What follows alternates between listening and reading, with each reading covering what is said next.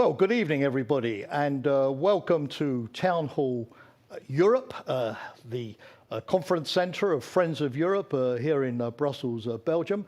I'm Jamie Shea, Senior Fellow here at Friends of Europe, and it's my great pleasure this evening, to moderate our debate on going it alone does not work. I suppose many of you would think that a couple of years ago that would have been a very redundant title, yes, because it's obvious to all of us just 10 years ago that going it alone could not possibly work. So why would we be debating that this evening? Well, I suppose, as Bob Dylan put it 50 years ago, the times they are changing.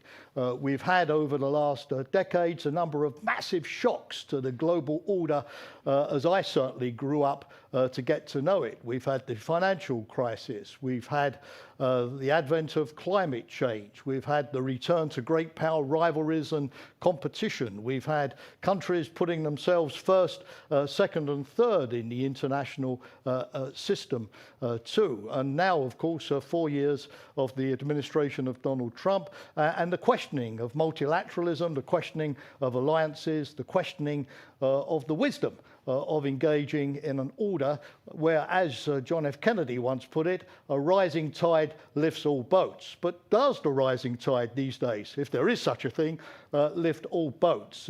Or is it more a question of winner takes all? You're either with me or you are against me, and beggar thy neighbour in economic relations. These are the questions that I want to elucidate tonight, just to see if the world is really changing in a fundamental way, or if somehow we can rescue something from all of this in terms of getting back to multilateralism, to growth and global cooperation, as I think many of us would like to see. Now, to debate these truly geostrategic questions, I have three of the very best with me tonight. I'm delighted to welcome Professor Joseph Nye from Harvard University. I think that I won't be unduly flattering Joe if I would say that he's probably the best known scholar of international relations from the United States around today. He's been Dean of the Kennedy School at Harvard. He's been the Assistant Secretary of Defense for International Security Affairs in the Pentagon and Chairman of the National Intelligence Council. And nobody is better known for having meditated the theme of power in all its manifestations and what it means today. If you have it, can you use it? And if you don't have it, how can you get it back? I'm also delighted to welcome to our debate this evening Baroness Valeria Amos, who has been a distinguished member of the Cabinet in British governments, as Secretary of State for International Development. She was leader of the House of Lords. Then she went off to the international domain, serving as the Under-Secretary of the United Nations for Humanitarian Affairs. And now she is Master of University College, Oxford, and I'm delighted that she's at that university rather than what we call in the UK the other place. And then finally, from Beijing, we have Huiyao, and I'll call him Henry because that's how he's known in the Anglo-Saxon world, at least, Wang. He is at the helm of one of the most leading think tanks in China.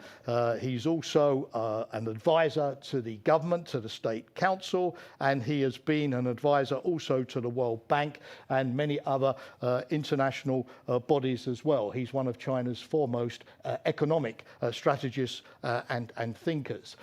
So thank you, all three of you, for joining me this evening. I'd like to structure our debate around four, to my mind at least, key questions.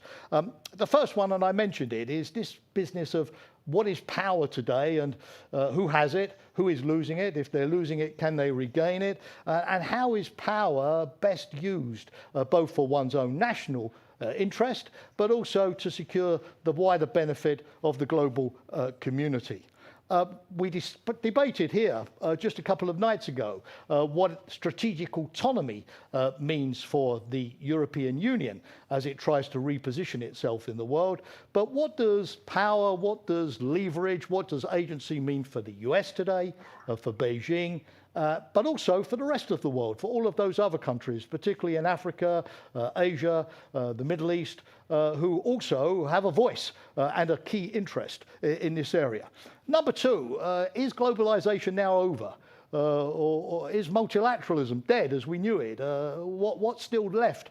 And what can we resurrect when we start thinking of recovering and rebounding back? Thirdly, how can we prevent, particularly as COVID now seems to be endless with a massive economic impact, how can we prevent the great slide backwards? I was very alarmed just a few months ago to read a World Bank report that 60 million people could be pushed back into poverty as the result of the economic losses from the pandemic. I saw something from the IMF the other day that suggested a whole of $21 trillion lost revenue of the global economy if COVID goes on into 2021 and 2022. These are horrendous figures. So how can we at least limit the damage here, particularly to the poorer people, the less advantaged people in what we used to call the third world or the developing countries?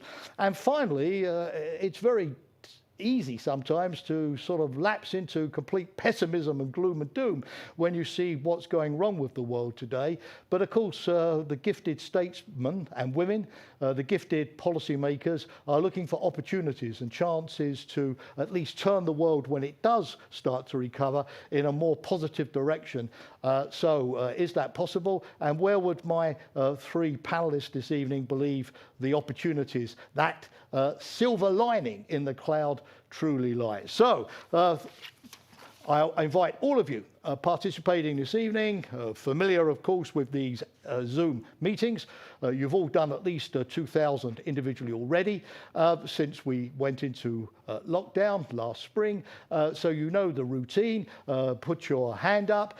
Please use the chat and write your question and write comments, not just questions, please, comments too, because that way we can record everything that you're saying, get back to you later, or keep it as part of our report on the debate. And I'll try as we go along to bring as many of you in as possible. When I do bring you in, if you can keep your comments short, that helps. And if you can indicate to who you want to address your comment or question, that helps as well. So, Joe, first of all, I wanted to turn to you and ask you first to comment on how do you believe the international order how dependent is that international order still on US leadership? We're all bemoaning the absence of US leadership. Do you think the international system can function constructively without it? Can it prosper without the US as the leader? And what kind of power could the US still bring to bear on the issues we face today? Joe, it's great to see you. Thank you for patiently waiting. But now, finally, I could turn the floor over to you. Well, thank you, Jamie. And basically, I think what we know is that if the largest country in the international system doesn't help to take the lead in providing global public goods, it's very hard for others to do so. This was the great flaw that the United States suffered back in 1930s. Where you saw that the Americans had become the largest country, but they turned inward to isolation. And after World War II, people like Roosevelt, Truman, and Eisenhower realized you couldn't go back with that. And they created what's sometimes been called the liberal international order. And that basically, with all its flaws and faults, nonetheless has allowed enormous stability and prosperity for the last half century or even 70 years or so. It's now under threat. I think the threat some people focus on is the rise of China. To me, I've written I'm worried less about the rise of China than the rise of Trump. And by the rise of Trump, I mean the rise of nationalist populism in democracies. Will we return to something like the 1930s where the Americans will still have preponderant military power resources and still impressive economic power resources and also soft power, the ability to get what you want through attraction? The danger is whether we're going to squander our soft power by having too narrow a definition of our national interest and also failed to provide the leadership that a large country has to have. We're going to have to share that leadership with others, including China. But what worries me is that we won't live up to the responsibility. So finally, just to summarize this, in my latest book, Do Morals Matter? Presidents and Foreign Policy from FDR to Trump, I say we're going to have to distinguish between power over others and power with others. Because when you're dealing with something like global climate change or the COVID pandemic, there's no way any country, whether it's the US, China, Europe, anybody, can solve it alone. It has to be done cooperatively. No, that's the power with others. And I worry that we're going to focus so much on power over others in the competitive parts of the relationship that we neglect the power with others. So those are the dimensions, I think, of how we need to think about the question you asked me.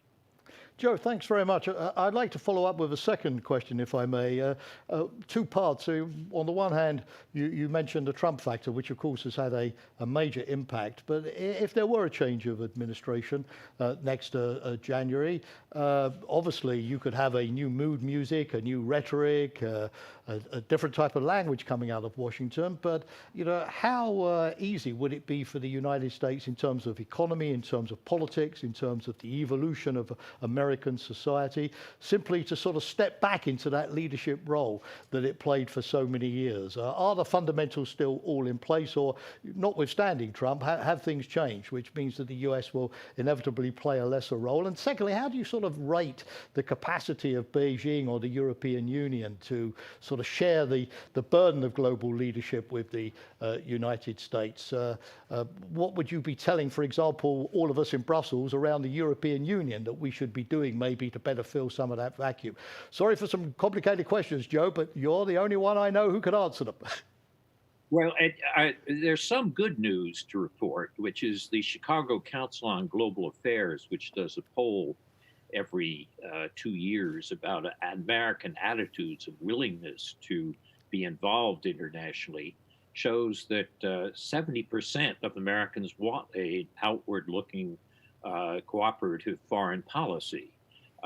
That's good news. It means the capacity to have a more cooperative policy is there if the election turns out to produce a Biden presidency. Biden has said already that he would rejoin the Paris Climate Accords, that he would not complete the withdrawal that Trump has threatened from the World Health Organization, that we'd reaffirm American alliances and so forth. So I think there is a prospect that you will see a change in American policy if you have a change in the presidency. And I think it will be supported by domestic public opinion for the reasons that I just gave. On the other hand, it still remains the case that the Americans can't do this acting alone, and that's more true than ever. 20 years ago, I wrote a book called The Paradox of American Power, and the subtitle is one you'll be familiar with this week: Why the World's Only Superpower Can't Go It Alone. And if that was true 2 decades ago, it's doubly true now. If you're going to deal with these issues, the global transnational issues, you are going to have to do it with others. The Americans may help to take a lead, but they have to count on China, have to count on Europe, have to count on Japan and other countries if we're going to get anything done in these areas. So in that sense, I think what I'd like to see from the EU is much more of an initiative in terms of moving on some of these questions. Europe is already way ahead on climate change, the Paris Accords, for example.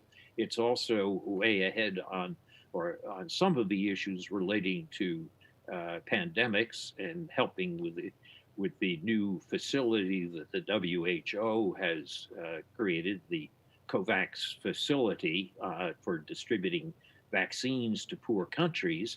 So these are steps in the right direction. I'm glad to see that China has joined the COVAX somewhat belatedly, but they're still ahead of the U.S., where Trump has not joined it. I suspect that the Biden presidency would join it. But the summary of this is that what I said 20 years ago is more true than ever now. The world's only superpower can't go it alone, and that's going to require many more initiatives from countries like China, Japan, and also from entities like the European Union. The stronger Europe gets, the better it is for us. Joe, thanks very much for now. Of course, you'll come back in just a moment when we get into the discussion. I'm going to turn to Valerie. Valerie, the question I'd like to put to you is, how do you see the consequences for the rest of the world of this sort of clash of the titans, particularly in the trade area that we've seen between the US and China in recent times? What are the consequences, you think, for Africa, Asia, places that you know very well indeed from your experience dealing with development, the consequences for these populations of markets closing, tariffs going up, for instance, maybe the impact of COVID on what we'll be able to spend on development aid in the future. And do you think that the rest of the world is having a voice at all in this ongoing discussion? Well, Jamie, thank you very much. And that's quite a series of questions there that But I know that, again, you can answer them. that follow on pretty neatly, I think, from some of what Joe just said. So I think a couple of things just by way of introduction to link to Joe. One is that the pandemic has shown us very, very clearly that you can't distinguish between borders. And I think that there is something about that connectivity that means that regardless of the kind of protectionism that you're seeing now, not just from the United States, but from elsewhere, that it will just not be able to continue, that conditions will actually force a pace of change. The direction of that, I think, is going to be the big challenge. What are the implications of that, for example, for the African continent or indeed for other countries? So let me just focus on countries on the African continent for a moment. So those countries, of course, have a major trading relationship with the United States. If you think about it, there are 44 sub-Saharan African countries which are part of AGOA, the special relationships with the United States. And in a way, you could argue that the fact that the Trump administration actually has not made Africa a priority is in those countries' interests, because that arrangement has not been challenged. African countries also have major trade relationships with the EU, and also, of course, with China. So what increasing protectionism or putting up of trade barriers within the United States has done for those countries means that they have to look elsewhere.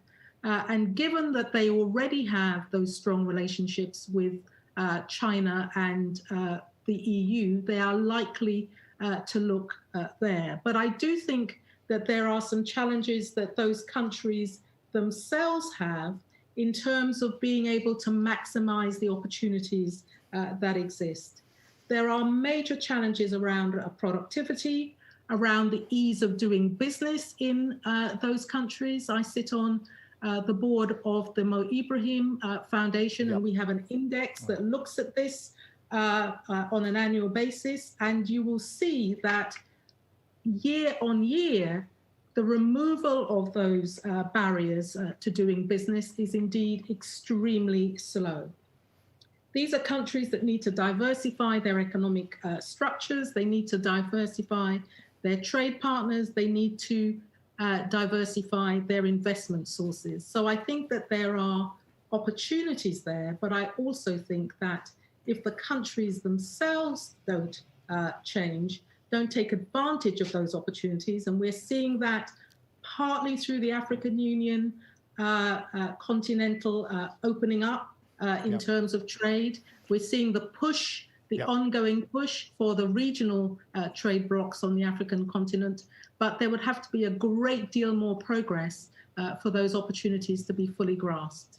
Valerie, thanks for that. And I also appreciate you giving us some sort of positive avenues, things that we can do better, and which to my mind, the audience will comment too, sound highly sort of realistic and feasible. But a follow-up question, if I may. I mean, you're not any longer a senior UN official, but you were comparatively recently, and you know the UN very well. And therefore, I wanted to ask you, when looking at all of the issues that you've been interested in, that you're dealing with, do you think the UN is stepping up to the plate? Is it really sort of playing the role that it should be playing in dealing with the current crisis? Is it providing the leadership, the initiatives, or do you think there is a danger that the UN is being a little bit sidelined in all of this, and perhaps regional organisations are now the things that we have to look at to sort of deliver the ideas and the solutions? So, how do you think your old organisation is sort of faring? I think it's very hard for the UN to, as it were, step up to the plate in terms of the current geopolitical context, given, for example, the damage that's being done to the World Health Organization as a result of the threats from the United States, what we're seeing on the human rights side with the countries that are due to join the Human Rights Council, the fact that the UN Security Council has been almost absent in terms of any kind of discussion of the COVID pandemic and the impact. This is a major crisis for the world. It's not just a health crisis, it's also an economic crisis. And yet the Security Council, which is meant to consider these global issues which have an impact on security across the world, is not looking at these issues. But I do think that there are also some opportunities in this. I don't think that those are necessarily opportunities that are being pushed at the level of the state. I think the response at the level of the state has been piecemeal, and it's been very much about countries coming up with their own strategies, despite the push from the WHO. But I do think that if you look at what some of the other players are doing, so for example, the fundraising efforts of something like the UN Foundation with the World Health Organization, the Gates Foundation, and others, there are others that are stepping into this space. The importance of academia, the research that we are seeing in Oxford and elsewhere, the sharing of data to get us to the point where we will get a vaccine. I think that the vacuum that has been created as a result of multilateral organizations being under threat has again opened up a space that others have stepped into. How we then use that as citizens, the connectivity that we are seeing between people across countries, the communication on these issues, how we can tap into that and, as it were, tap into a third sector through the kind of engagement we're seeing on climate change, on Black Lives Matter, the kind of activism around that. I think that's our challenge for the future. Valerie, thanks a lot. So a new multilateralism is coming up more from the grassroots level of the expert scientific academic community. Vaccine research is a very good case in point. So thank you.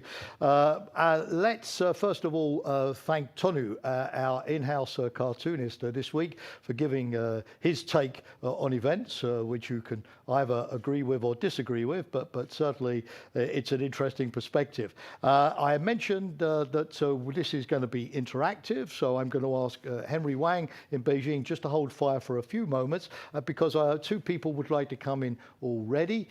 David Anderman wants to come in, and Jacob, if I've got it right, Zientala.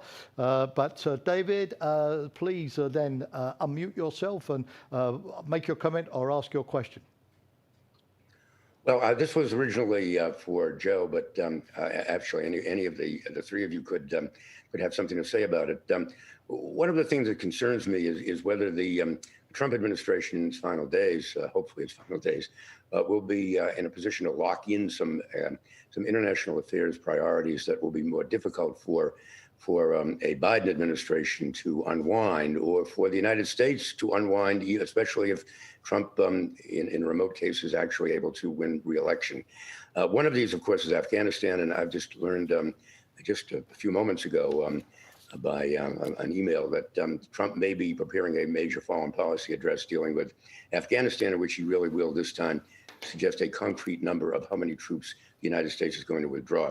At any rate, I think this is really very dismaying. It's kind of the many of the issues that I deal with in my new book, A Red Line in the Sand. I encourage you to have a look at it. Self-promotion. Oh, yeah, but, always good to plug your latest book, David.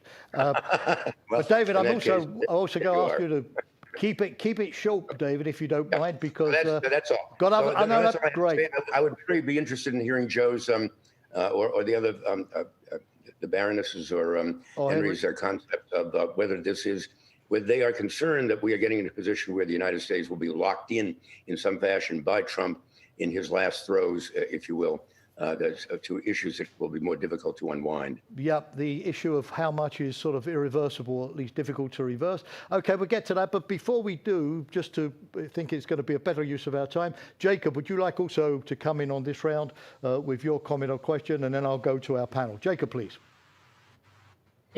Yeah, sure. I have just a short remark, because generally I am pretty much a discutant who is representing Generation Y. So we are entering our stages of we are entering our first stages of career. And what I see very problematic, that is for my generation, is that role of Europe is diminishing in the world. And despite that, we are relatively engaged as young citizens, because Generation Y and Generation Z has probably some of the highest involvement among young Jacob, I think we're losing the sound here. From multilateral. Can we hear you? Yep. Can you hear me? Yes, better Okay, now. so I was but saying, it's best to make your comment quickly, if you don't mind, because we may lose you again, and we don't want to lose your comment. Okay. So I was saying that we need somebody who is competent in Brussels, who will match the vision and expectations of the people that we have as Europeans. But sadly, there is nobody in the current system that would offer this sort of thing. And with US gone, we have nothing really to count on in terms of close allies. That's it. Well, Jacob, for a young person, that sounds a little bit on the gloomy side. Would the panelists agree that we don't really have the leadership we need, not just we look at the US, but in Europe or elsewhere, or do we have the leaders? And maybe we don't appreciate them or what they're doing perhaps as much as we should. We're maybe a little bit too cynical. What do the panelists think? Joe first, irreversibility coming out of the Trump administration. Do you sort of share David's worry on that score? Joe, unmute.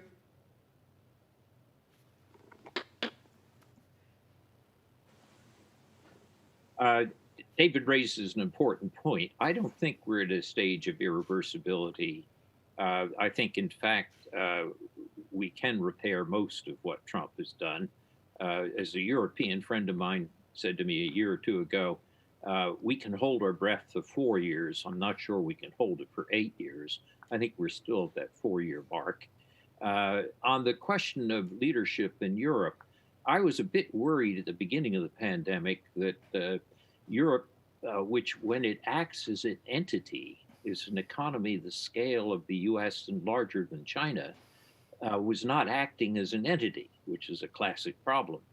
But I thought my worry or pessimism was reprieved a bit when Merkel and Macron agreed on a plan to take the costs, the fiscal costs of the responses to the virus, and to share them on a Europe-wide basis.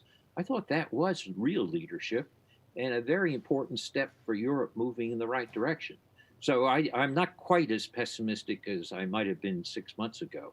That's good to hear. Henry, you're going to make your comments in a moment, but from a Chinese perspective, is it true that Chinese people perhaps have more confidence and faith in their leadership than maybe we seem to have here in Europe or in the United States?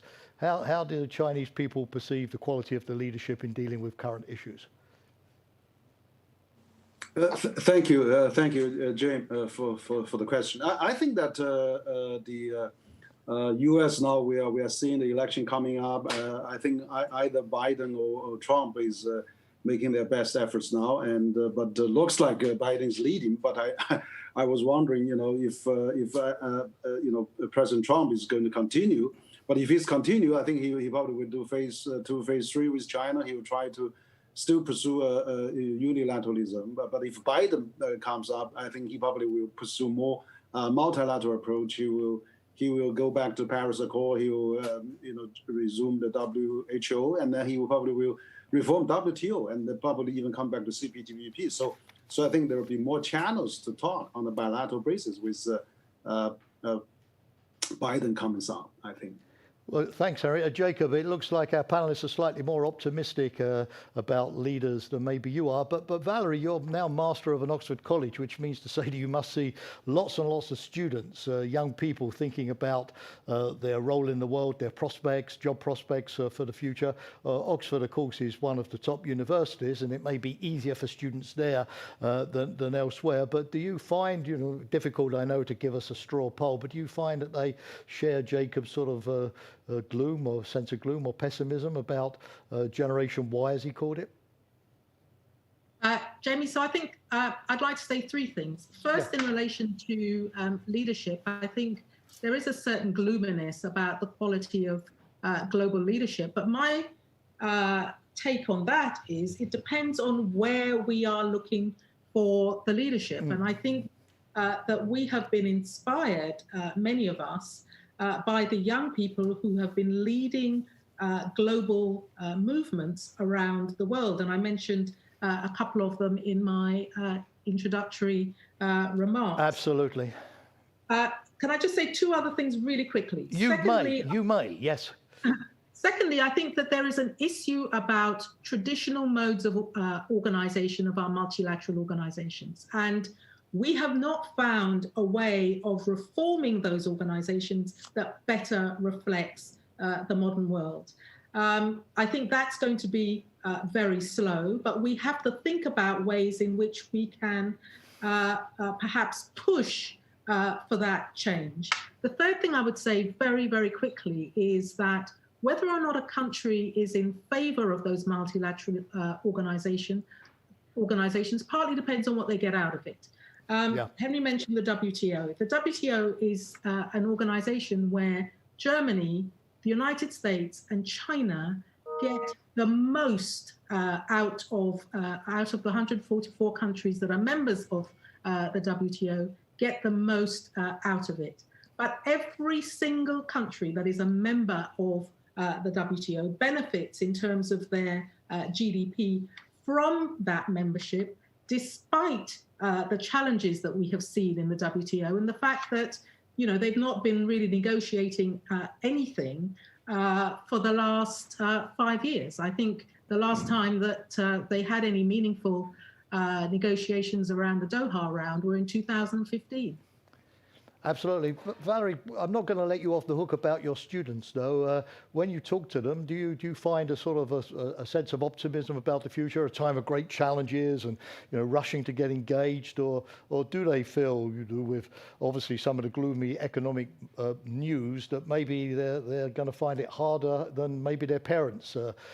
I know I'm asking you to ridiculously overgeneralize, but I'm tempted to ask you the question in response to Jacob. It's an entirely legitimate question, and there's no one answer. So I think there is a lot of interest in the world. There's a lot of interest in what's going on in the world, a lot of, caring about what their future is going to look like. I think there is also a degree of bleakness about the global economy, what that means in various countries around the world. If I think about the students who are here from the UK, They worry about unemployment. They worry that they're not going to be able to earn enough to have homes in which to buy homes in which to live. So there is a lot of worry and a lot of concern about the lack of global leadership as they see it.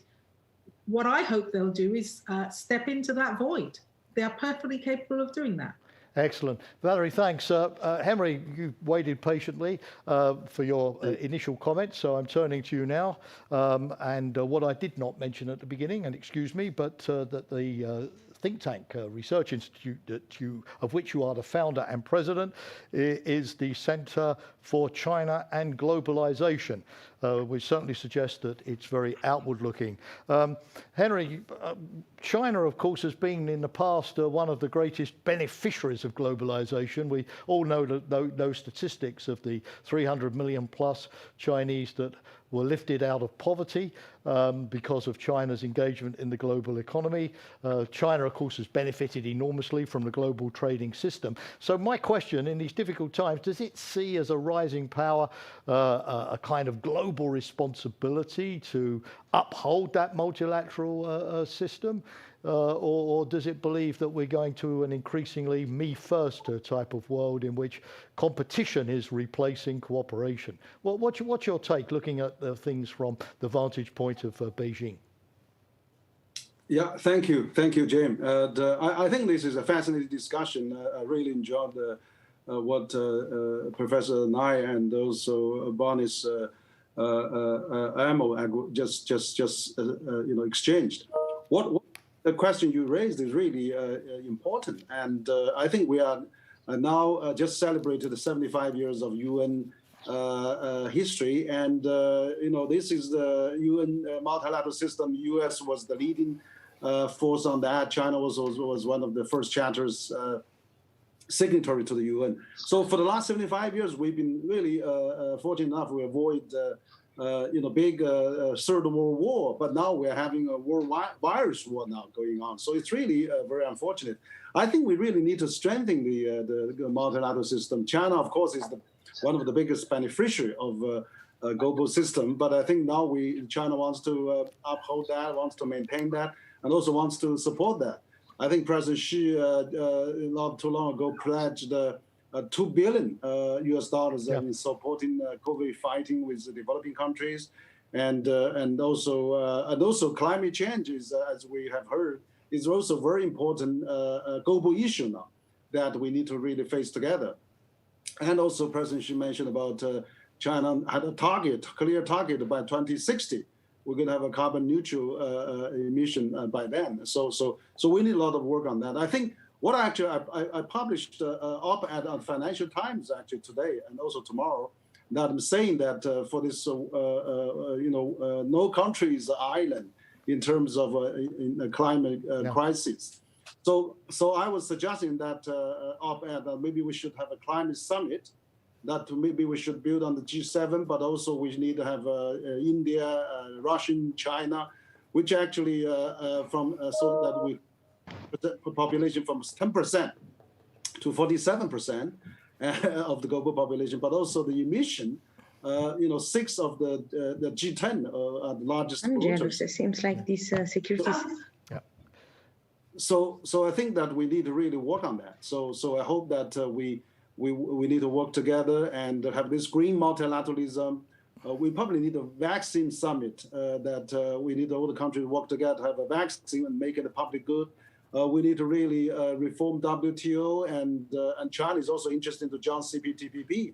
So on the multilateral front, I think there's a lot of things we can do. I remember a few months ago, 2 months ago, we had a dialogue with Joseph, and he mentioned about we should have a world pandemic fund. Maybe U.S. and China can do something on that to really to give some relief to the world. So I think there's many things we can do that to really strengthen the multilateralism, and also we can really look forward to a more tightly dependent. So from mutually assured of a destruction to a mutually assured dependence, that we really need to do that. And China is really trying to do that in that process. Henry, thanks for that, and thanks also for giving us some good examples of how China is sort of stepping up, particularly financially. I have to ask you a frank question now, but you've probably been asked this before. Over the last couple of years, as China has risen as a power, particularly in the military domain, it's asserted its interests. You may say it's not the only one to assert its interests, but in Europe, I think among many politicians, among citizens too, and not just in the United States, Australia, Japan, other places too, there is a new mood of wariness about China's rise. Is it going to be peaceful? Is China going to be nationalist? What about Taiwan? What about the South China Sea? What about the human rights situation? What about a more aggressive Chinese discourse, in the social media, on the media more generally? And you, somebody who advises the Chinese government, somebody who knows the world in the international system, are you worried sometimes that, maybe China is maneuvering itself into a situation where it's not going to be much loved or much liked, where it will be as much feared as respected? And, what would you sort of tell the Chinese leadership about how it could sort of, maybe project a more positive image in global politics at the moment? Do you think we sort of look at China unfairly? I have to ask you this because I think, for many of us, quo vadis China, what kind of power is it going to be in the 21st century is probably, the number one international question. Yeah, thanks, Jamie, for that stimulating question.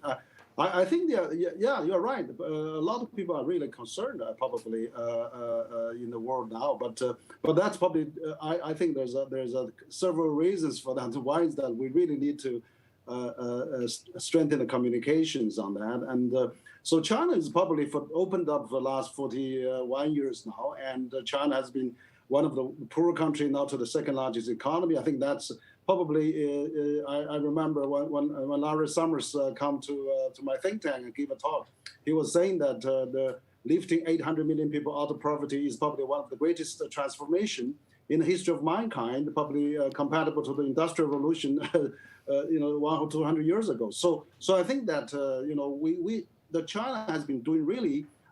If you measure a country by KPI, China is doing really well with the globalization. China really embraced globalization. For example, China now is the largest trading nation with 130 countries. China has covered itself with 1 billion smartphone users now. I mean, you have 2/3 of speed railway of the world, and also China has covered 1.3 billion people basic Medicare and basic pension. That's incredible. That's something that China has doubled its life expectancy from when China was founded 70 years ago to now. So I think that there's many reasons to probably. China didn't really explain well, but on the other hand, China never sent a soldier overseas or conquer any continental countries.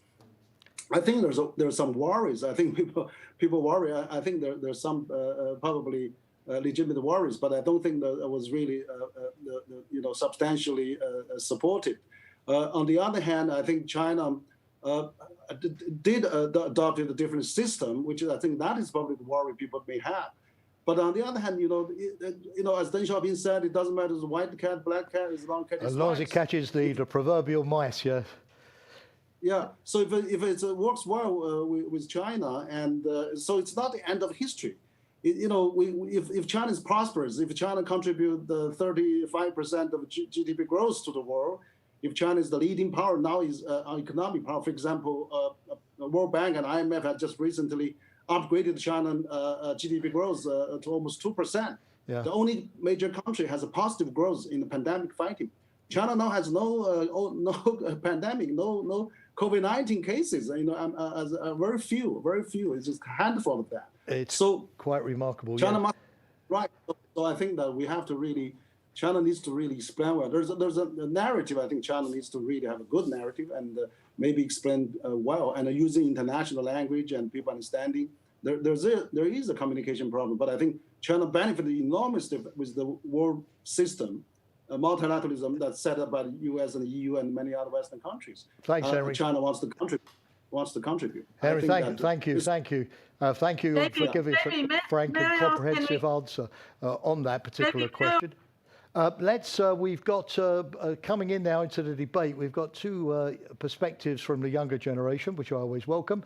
So I'm going to take two questions again together and then put it to the panel. So we've got Jacopo Cavagna and Virginia Bartiesi, if I've got your names correctly pronounced, but hopefully I was close enough so that you know who I'm talking to. And so Jacopo, please come in first with your question. Or comment. Yeah, really close. Really close. Thank you. You're being too polite, but go ahead. My question is for Professor Nai. This is quite amusing, actually, because I just wrote an essay about you. Anyways, you mentioned that you were scared about the rise of Trump in the US, more than the rise of China as a whole.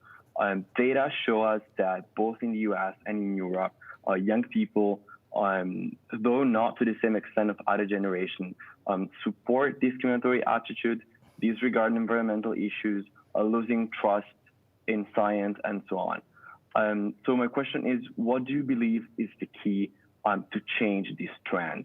To what extent and how can we, young people, represent a turning point in such a crucial moment for our planet and our living? Thank you. Okay, Jacopo, thanks very much. Now, Virginia, please, would you like to come in and then we'll go back to the panel? Yes, I'd love to connect to what Baroness Amos previously said. I think it's extremely important to underline the fact that the multilateral system is changing, and it's changing in a way that young people are stepping in more and more, especially when it comes to talking about international social policy. So I think that probably multilateral institutions, international institutions, should be to a certain extent reformed in order to institutionalized youth participation and to make sure that young people really have a say in international decision-making processes. There are steps made in this direction. The UN Youth Envoy is one of those, but I'd love to know if Baroness Amos maybe thinks that there's more that could be done at the UN level, at the EU level, in order to implement this path in including young people in international decision-making processes. Okay, Virginia, thanks very much. Excellent. So, Joe, the first question from Jacopo was to you. He's written an essay about you, but I won't ask him to send it to you so that you could sort of give him a mark before he submits it to his professor. But instead, no doubt you could answer his question. Well, if it's as good as his question, you'll get an A. But let me say that I think that I agree very much with what Valerie Amos has said about the young people. The students I see today are really very interested in engaging with public issues, much more so, let's say, than 10 or 15 years ago. I'm struck by the number of young students in school who are working on Get Out the Vote campaigns. The most polls show that there are going to be many more people voting among their age group this year, and they have structured organizations to help other people to vote. So I think there are lots of things where you can see activity by young people, and these are training grounds for when they will rise to even higher levels of authority. And the other area I think that young people make a big difference is social media. More and more people are getting their news and their views, particularly about what's true in science and so forth, on social media. And if your generation does more to try to promote truth and science on social media, that will be a major contribution. So there's a lot more to be said by it, but let me just leave it there. Joe, thanks very much. And now to Baroness Amos, the question about whether youth are sort of represented in an organizational political sense so that they can be consulted on global affairs, that they can have a voice. When you were at the UN, did you feel that the UN sort of really had structures for sort of engaging with youth as future leaders in a kind of systematic way? The EU was mentioned as well, but do we still have a lag there that somehow we have to make up in terms of giving the successor generation a voice?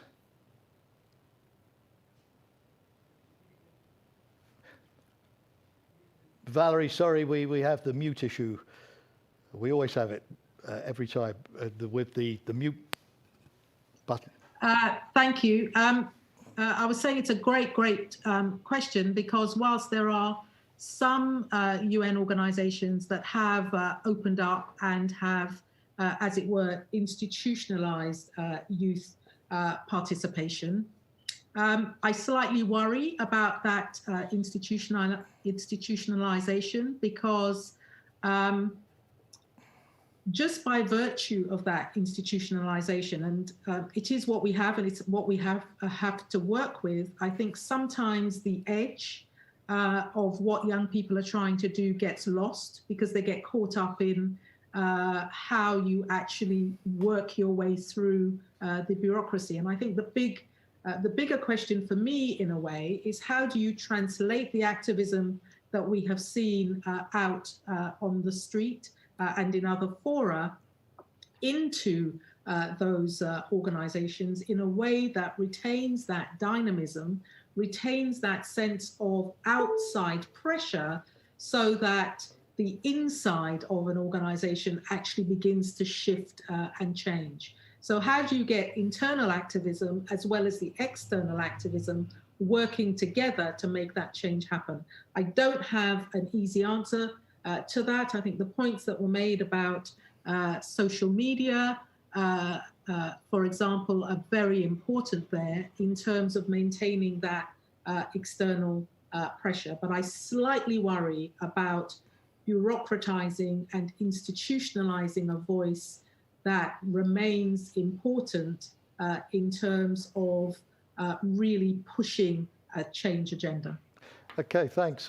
Henry, just a super quick one to you, because I've still got some people who would like to come into the debate. But as we're talking about the role of youth, young people, an organized, sort of institutionalized voice, does that exist in China? Does the government have some kind of scheme for consulting young people? Or do they have to wait until they're well on into their careers and well on into their lifespan before they can really be considered to be political actors?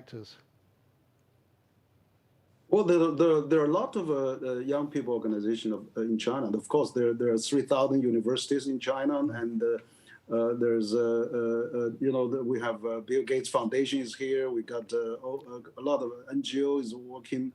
We have Return the Scholar Association. So you're right. I mean, now China is really now developing into digital economy. Digital economy accounts 36% of China's GDP now, and accounts 50% of Beijing, Shanghai's GDP. So young people, with the phones and the apps and whatever, they are really live and transform China. And the digital economy also support China through this COVID-19 era.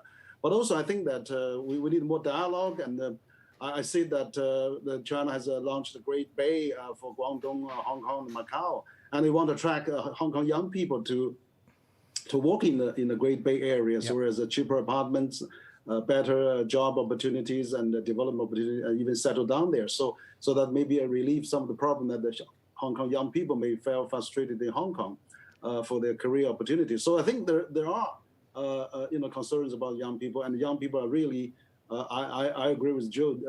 Are really active these days, and more lively, and was probably 10, 20 years ago. And we have, particularly with the digital economy, with the internet, with the smartphone.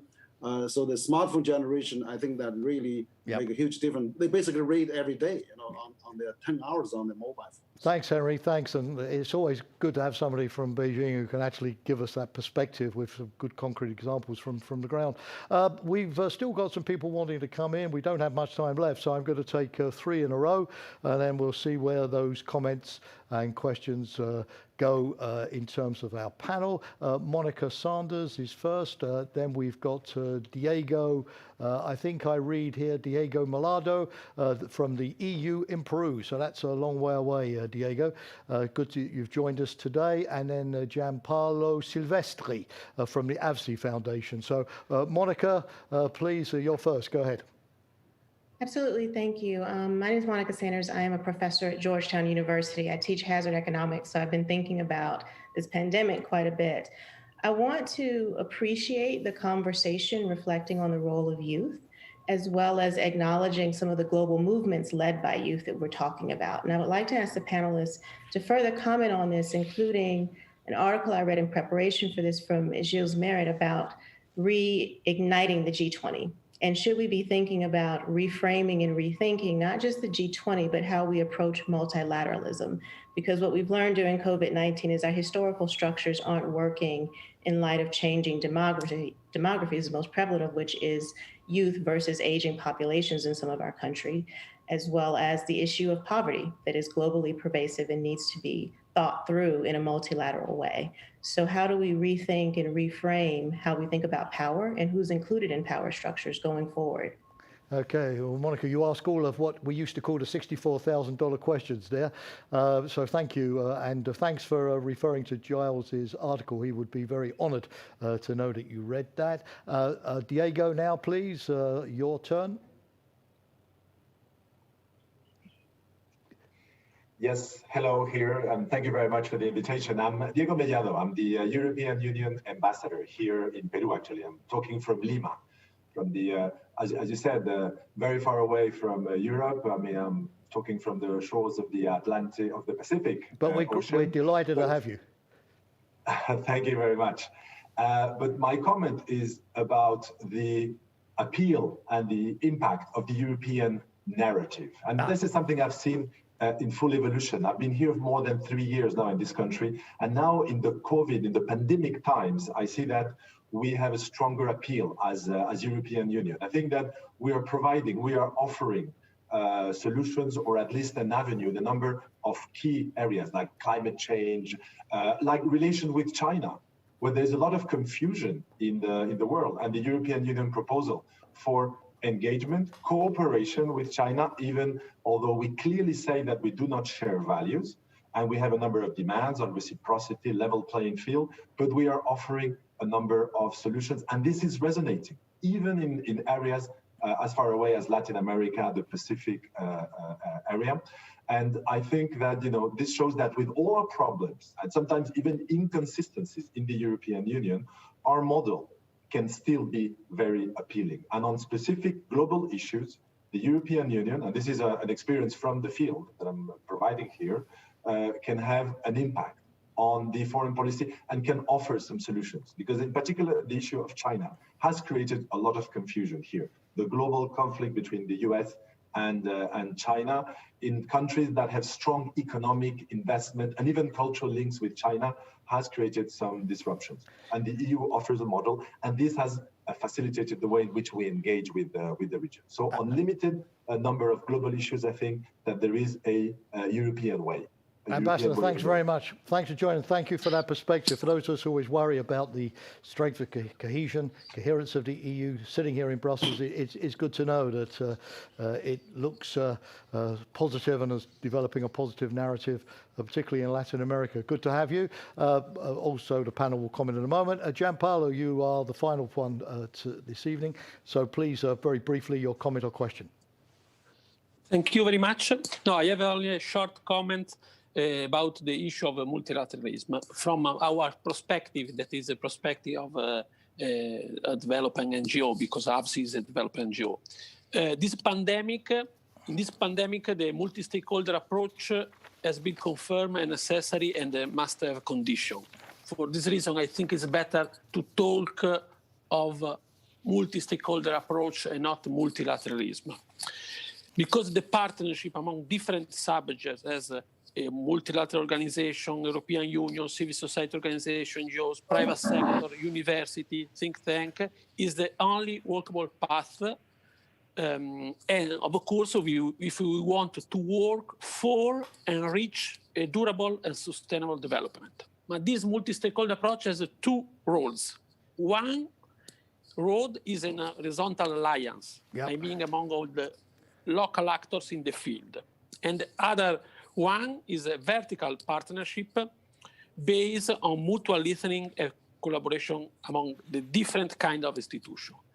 This is my comment on multilateralism, because if we talk only multilateralism, we cut a big part of the society. Okay. Gianpaolo, this thank is you. the point. Thank you very thanks, much. Thank you for pointing that out. Appreciate that. The panelists, we're pretty much out of time, so I'm going to ask you in reverse order, beginning with Henry, just to give us in a sentence. I know it's a challenge, but you could do it in a sentence, not just any answers to those questions, but any concluding thoughts as well. So we'll start with Henry, then to Valerie, Joe, final word, but all of this has got to happen within a minute. So I'm counting on you, dear panelists. Henry. Yeah, thanks, James. I mean, the title of this section is that we can't walk it alone. You know, we have to work together. So I would propose that why can't we have a G10 summit on the climate changes, which the sixth largest emission countries that plus other countries work together. So that's one thing. And the other thing, I think China is now getting very hard debated now. But maybe we should have a trilateral meeting, have a US, EU, and China. And we can really have on a regular basis to see what are the differences, how can we sort it out. And because there is a difference between EU and China and US, so we can really have a three-party talks or three-party summit, and let's really strengthen the multilateralism at the UN system and WTO and all the WHO. Henry, you took 3 sentences, but you gave us a very good idea for a G10 summit on climate change, and that's something that we could look at Friends of Europe and follow up. Henry, thank you. Valerie, your 1 sentence, please. I think there is a huge fissure that we're seeing in terms of where the growth is in our world, in terms of the countries and continents with significant numbers of young people that are leading the way in terms of innovation, and those countries which have the greatest power in terms of our multilateral organization. So I think the major challenge for us is to think about how we bring those 2 things together, how we bridge that gap between the developed and developing world as we look to a future which is more about digitization, which is more about innovation, and how we help those developing countries to leapfrog some of the mistakes that have been made in the developed world. Valerie, thank you very, very much indeed, and for that very clear strategic conclusion. And then Joe, we began with you, so it's appropriate that you have the final word.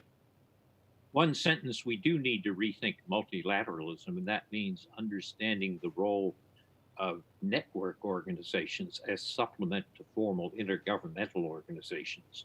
And those are citizen-oriented and make a huge difference. We're going to need more of them, both virtual and physical. And the other, if I can be permitted a second sentence, Europe's narrative does provide it with soft power, and more power to it. Joe, thanks very much. Well, the role of a moderator is normally to give a brilliant summing up, but as I've had 3 panelists this evening, I think they've done it better than I can. My conclusion from this is that multilateralism is necessary, but it's also alive and kicking, but maybe it's not in the places where traditionally, like summits of governments and meetings of great leaders, the places where we usually used to look for it, but it's elsewhere. It's in these new networks of citizens, of young people, of private sector, universities, the expert community, meeting up and trying to find practical solutions. And the panel have identified practical solutions tonight.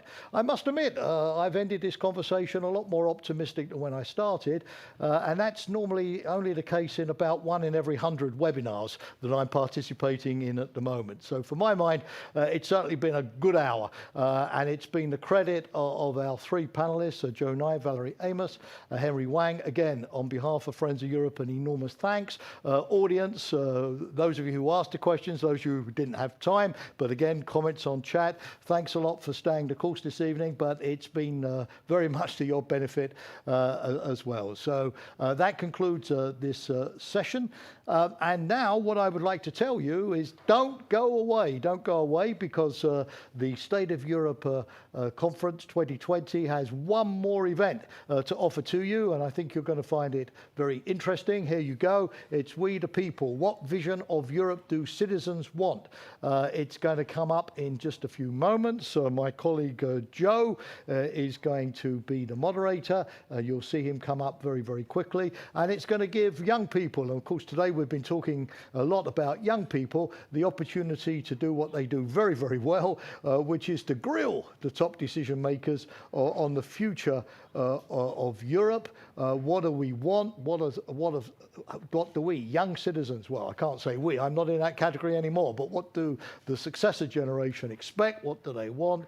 And how can they get answers to their questions? So Joe is going to be in the lead in taking that debate forward. It comes up in just a couple of moments, so please stay on because it will bring, I think, this State of Europe Conference 2020 to a very fitting conclusion. But from myself, Jamie Shea, here in Town Hall Europe, it's been a real pleasure, and let me now sign off. Stay safe and see you at the 2021 State of Europe Conference. And thanks again to Tonu for bringing it also to a nice fitting conclusion in a cartoon. Goodbye for now.